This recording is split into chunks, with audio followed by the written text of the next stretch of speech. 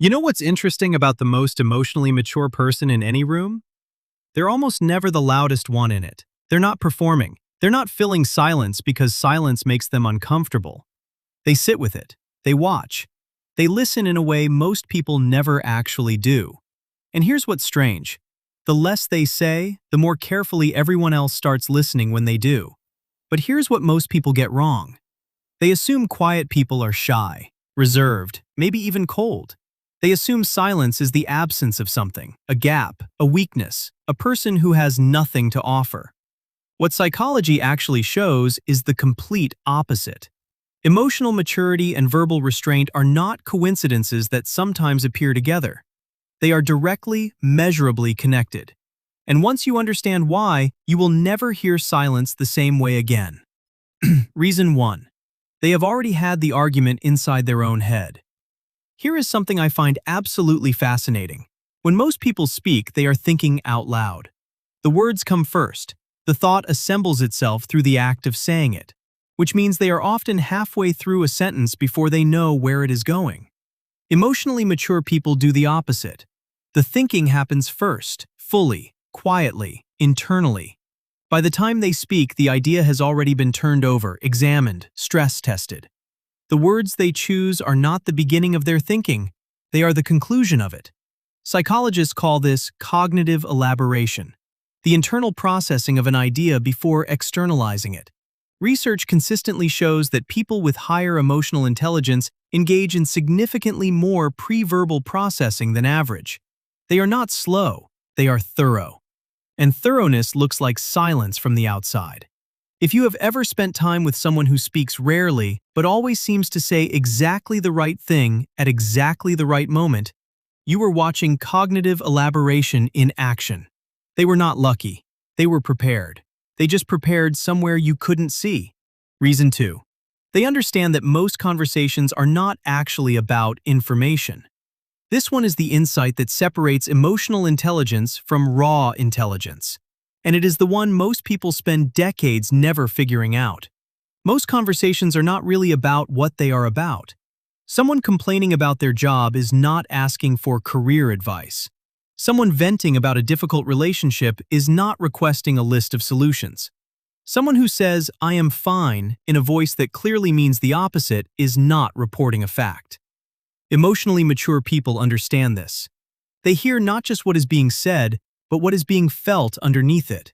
And they know that most of the time, the most powerful response is not a response at all. It is a question. It is a pause. It is the space that tells the other person you are still here, and you are not in a rush to fill the silence with your own voice. Research on active listening shows that people feel most understood not when they receive advice, but when they feel genuinely heard. The emotionally mature person knows this intuitively. They speak less because they have learned that listening is not the pause before they talk. It is the point. Reason 3. They have stopped needing to prove themselves through words. Here is something worth sitting with. A significant portion of what most people say in any given day is not communication. It is performance. It is the need to be seen as intelligent, as knowledgeable, as relevant, as someone worth listening to. Think about the last meeting you sat in, the last dinner table conversation. How much of what was said was genuinely necessary? And how much of it was people signaling? Look at what I know. Look at how I think. Look at how confident I am. Emotionally mature people have moved past this. Not because they became arrogant, because they became secure. Their sense of self no longer depends on external validation. They do not need the room to acknowledge them in order to feel that they belong in it. Psychologists refer to this as secure attachment style. A stable, consistent internal sense of self-worth that does not require constant reinforcement. And one of the clearest behavioral signatures of secure attachment is the ability to be present in a room without needing to dominate it. When you are not performing, you stop talking as much. It is that simple. Reason 4. They know what words actually cost. There is a concept in linguistics and psychology called illocutionary force. The idea that words do not just carry meaning, they create reality. They shift relationships. They open doors and close them.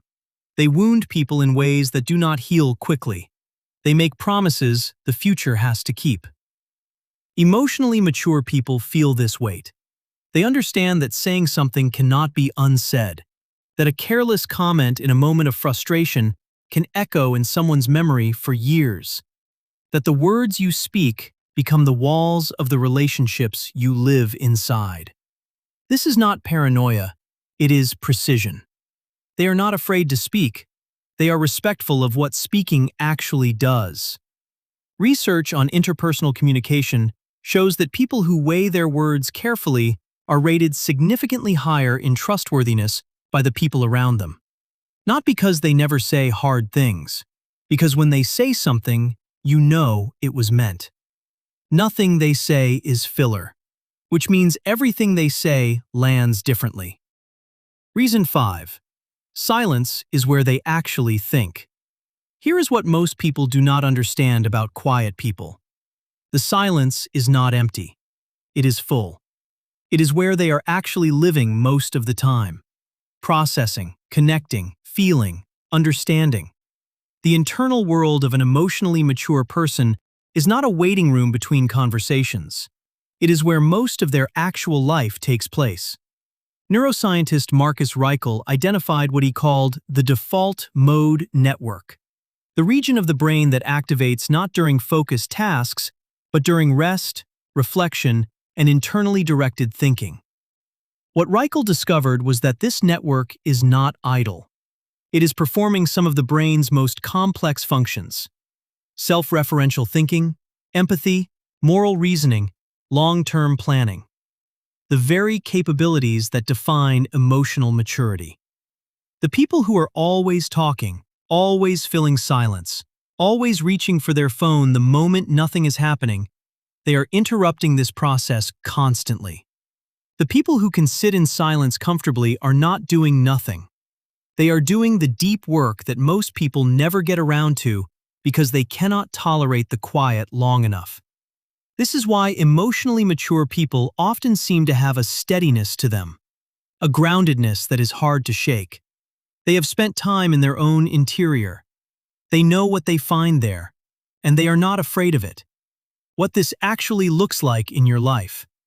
If you recognize yourself in this, if you have ever been told you are too quiet, too reserved, too slow to respond, I want you to hear something clearly.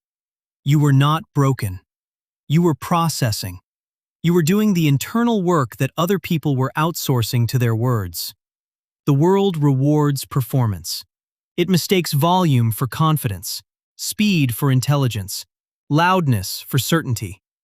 And if you spent years believing that something was wrong with you because you preferred to think before you spoke, preferred to listen before you responded, preferred to understand before you reacted, you were simply measuring yourself against the wrong standard. Emotional maturity is not the absence of something. It is the presence of something most people spend their entire lives quietly chasing and never quite catching. The peace of a person who has nothing to prove. The depth of someone who has learned to listen. The precision of a mind that has discovered that the right word, at the right moment, chosen carefully, lands harder than anything you could ever say loudly. The most emotionally mature people you will ever meet are not the ones who talk the most. They are the ones whose words you remember longest. If this video named something you have carried quietly, subscribe so you do not miss the next one. And drop a comment with the reason that hit closest to home. I genuinely read every single one.